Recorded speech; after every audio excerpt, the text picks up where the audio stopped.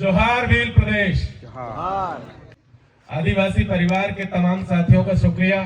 जब मैं यहाँ आया हूँ तो मैं अपने पुरखों की उस जमीन को अपने सर से लगाने के लिए आया हूँ जिन्होंने इतनी बड़ी विरासत हमारे सामने छोड़ करके गए हैं।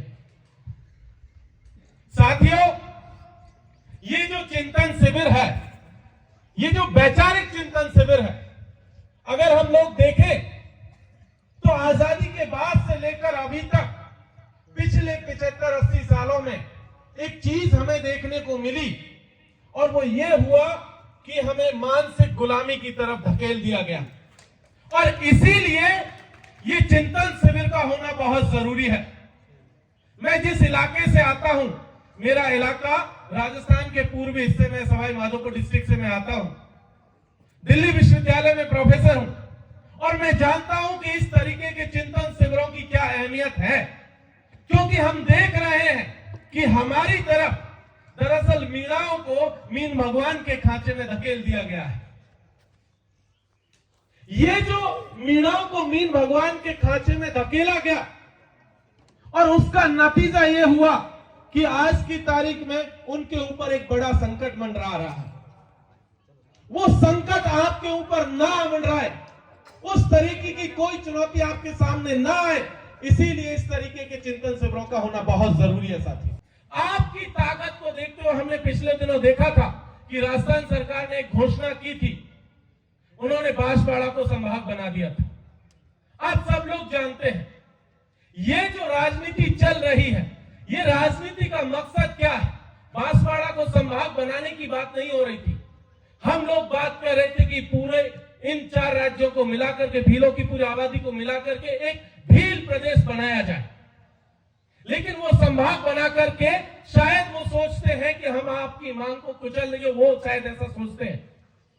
लेकिन यहां से वो बता देने की जरूरत है कि हमारी जो लड़ाई है, हमारे जो हक और हुकूक की जो लड़ाई है, हमारे संवैधानिक हकों की जो लड़ाई है, हमारे जल जंगल जमीन की जो लड़ाई है, उस लड़ाई को जब तक हम जीत नहीं लेते हैं, जब तक हम अपने हक और अधिकारों को ले नहीं लेते हैं, तब तक हम डरने वाले नहीं हैं। एक रिपोर्ट आज मैं पढ़ रहा था, वो रिपोर्ट दरअसल पूरे देश के बारे में थी। आपको याद होगा 2006 में इस देश की संसद ने एक कानून पास किया था और कहा गया था कि इस देश के आदिवासियों को जिन जमीनों पर वो रहते हैं, जिन जमीनों पर वो खेती करते हैं, उन जमीनों का मालिकाना हक दिया जाएगा, मतलब पट्टे दिए जाएंगे। 2006 का वो कानून था और अभी पिछले साल दिसंबर में जो रिपोर्ट आई उसके हिसाब से बताया गया कि इस देश में मात्र लगभग 44 लाख लोगों ने, आदिवासी परिवारों ने अपने दावे क्लेम किए हैं। अभी तक पट्टे के लिए अपना एप्लीकेशन जो है डिस्ट्रिक्ट एडमिनिस्ट्रेशन के पास सबमिट किया है। आप सोच करके देखिए, इस देश में लगभग 12 करोड़ से ज्यादा आदिवासी आबादी है और उनमें से मात्र 44 से 45 लाख लोगों ने अपने दावे फाइल किए और उसमें से भी रिपोर्ट बताती है कि मात्र जो है 22 लाख और 50 हजार के आसपास जो एप्लीकेशन थे, उन पट्टों की स्वीकृति दे दी गई, बाकी सबको रिजेक्ट कर दिया गया। बड़ा हिस्सा अभी भी पेंडिंग में है। आपको एक चीज यहां से बता देना चाहते हैं साथियों, इसी के लेकर के 2019 में सुप्रीम कोर्ट का एक वर्डिक्ट है। सुप्रीम कोर्ट ने एक बात कही थी कि जिन आदिवासियों के पास अपनी जमीनों पर पट्टे नहीं है, जिस मकान पर वो रहते हैं, जो झोपड़ी उनकी है, जो घर जहां पर बना हुआ, अगर उसका पट्टा नहीं है तो वो जमीनें उसे खाली करनी होंगी। ये 2019 का वर्डिक्ट है और ये यहां पर भी लागू होता है, ये ध्यान रखिए, क्योंकि ये सुप्रीम कोर्ट का वर्डिक्ट है। अगर आपके पास भी आपकी जमीनों का, आपके खेत का, आपके जंगल का पट्टा नहीं है तो ऐसे में सरकार आपको कभी भी जो है बेदखल कर सकती है। और ये चल रहा है। जब भी हम लोग यहाँ पर खड़े हुए, आज से कुछ दिन पहले महाराष्ट्र के भीतर लगभग लाखों किसानों ने, जो खास करके आदिवासी किसान थे, उन्होंने एक मार्च किया था मुंबई तक और उस मार्च के जरिए उन्होंने एक मैसेज देने की कोशिश की थी कि उन आदिवासियों के पास उनकी जमीनों का पट्टा नहीं था। लिहाजा हर साल वन विभाग के अधिकारी आते हैं और उन आदिवासियों से कहते हैं कि ये जमीन आपकी नहीं है, ये वन विभाग की जमीन है, ये आप खाली कर दीजिए। वहां के आदिवासी लगातार एक बात वन विभाग को, वहां की सरकार को कहते हैं कि जब से आपकी ये सरकार आई है ना, उससे पहले से हम इस जमीन पर मौजूद हैं। आपकी सरकार को आए हुए तो अभी कुछ ही बरस हुए हैं, लेकिन हमारे पुरखे तो यह सदियों से रहते आए हैं। हम अंग्रेजों से भी नहीं डरे थे, तो आपसे भी नहीं डरेंगे और हम लड़ेंगे। और यही बात कहते हुए आज की तारीख में महाराष्ट्र का आदिवासी अभी भी सड़क पर खड़ा हुआ, लगभग लाखों लोगों का मार्च अभी पिछले हफ्ते हुआ है। यह पहली बार नहीं है जब इस देश में आदिवासी अपने जल, जंगल और जमीन के लिए लड़ रहे हैं। जब हम लोग बात कर रहे हैं तो ये याद रखने की जरूरत है कि छत्तीसगढ़ के हसदेव के भीतर लगभग 1,76,000 हेक्टेयर का जंगल वहां की सरकार ने अडानी को दे दिया और वहां के आदिवासियों को कहा कि आपके पास पट्टे नहीं है, आप जमीनें छोड़ दीजिए। वहां से खदेड़ दिया गया। इसी तरीके का एक केस आपने देखा होगा पिछले दिनों मध्य प्रदेश के भीतर आया था, जहां कुछ शेर और चीते, कुछ तेंदुओं को बसाने के लिए कहा गया कि आदिवासियों को कह दिया गया कि आप ये जमीनें खाली करके चले जाइए। दरअसल हो ये रहा है कि इस देश की सरकारों ने आदिवासियों के खिलाफ एक लड़ाई छेड़ रखी है और उस लड़ाई का बस एक ही मकसद है कि किस तरीके से आदिवासियों की जमीनों पर कब्जा किया जाए। वो किसी अलग नाम से आपके पास आते हैं, कभी सरकार बनकर के आते हैं, कभी प्रशासन बनकर के आते हैं, कभी किसी कंपनी के नाम से आते हैं और वो आते हैं, आपसे हमदर्दी दिखाते हैं और अंत में आपकी जमीनें लेकर के चले जाते हैं। बहुत बड़े लेखक, उन्होंने एक बात कही थी कि जब उनके यहां ईसाई आए थे तो ईसाइयों के हाथ में सिर्फ एक बाइबल थी और जब ईसाई यहां पर बस गए और हमने अपनी आंखें खोली तब पता चला कि वो बाइबल हमारे हाथों में है और हमारी सारी जमीन ईसाइयों के पास चली गई है। तो ये जो जमीनों को छीनने का सिलसिला है, ये अंग्रेजी हुकूमत के दौर से चला आ रहा है और हमें ये सचेत हो जाने की जरूरत है कि किसी भी वजह से, चाहे कोई भी हो, हम अपनी जमीनें नहीं छोड़ेंगे, नहीं देंगे।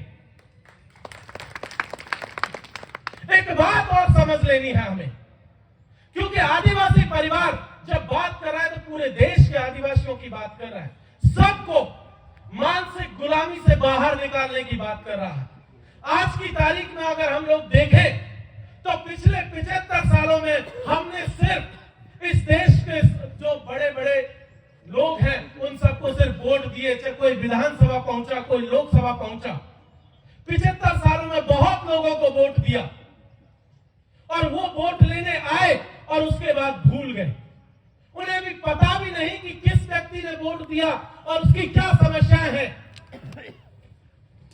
आज की तारीख में इस देश में लगभग 480 के आसपास विधानसभा की सीटें हैं पूरे देश के भीतर जो आदिवासियों के लिए रिजर्व है।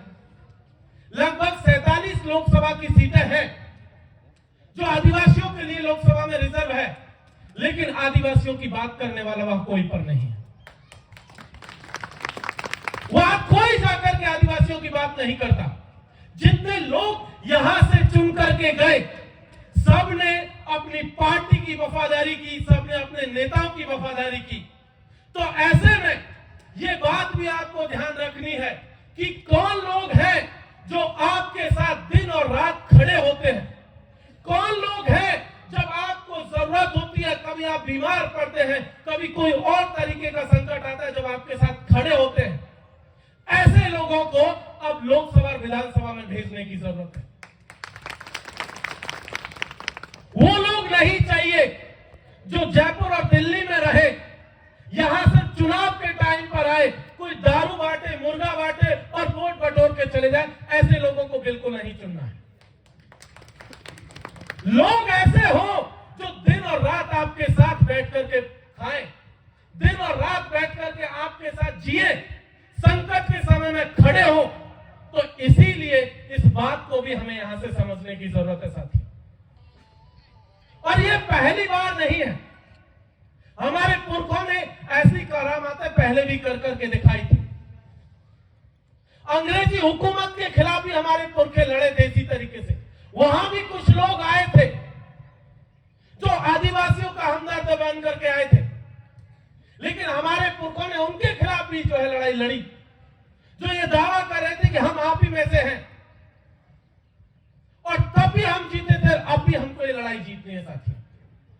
कि ये जो पूरी की पूरी लड़ाई है, ये आदिवासियों को बचाने की लड़ाई है।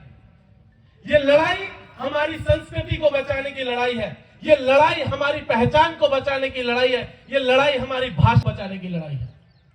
और अगर ये नहीं बचा तो यकीन मानिए कुछ नहीं बचेगा। आज की तारीख में इस देश में अगर देखेंगे तो एक अलग फिजा, अगर आप देखेंगे उदयपुर के बाहर एक अलग फिजा बह रही है। कुछ दिन पहले एक बाबा उदयपुर में आए हुए थे, वो घोषणा कर रहे थे, वो पर्चियां निकाल करके भविष्य बताते हैं।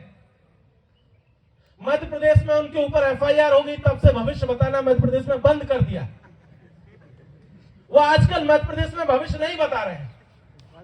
परसों जब यहां उदयपुर में आए थे, यहां भी उनके खिलाफ एक एफआईआर हो गई है। आने वाले दिनों में यहां भी भविष्य नहीं बताएंगे। तो ये लोग जो भविष्य बताने के नाम पर दरअसल लूटने के लिए आपको आते हैं, वो कभी लाखों में चंदा ले रहे हैं। हर एक प्रोग्राम का चंदा उनको लाखों में जा रहा है। तो उनसे भी बचने की जरूरत है। ये जो मानसिक गुलामी में धकेलने का काम इन बाबाओं ने शुरू किया हुआ है, ये दरअसल सरकारी प्रोजेक्ट है। सरकार की सह पर ये सारे के सारे प्रोजेक्ट चल रहे हैं। इसीलिए इन सब के खिलाफ भी हमें लड़ने की जरूरत है। दरअसल वो लोग चाहते हैं कि आप अपनी पहचान को छोड़ करके दूसरी तरफ चले जाएं, और ये हमें नहीं होने देना है। और इसीलिए इस तरीके के कार्यक्रमों का होते रहना बहुत जरूरी है। आप सबने मौका दिया, बहुत बहुत शुक्रिया। इंकलाब जिंदाबाद, जय भीम।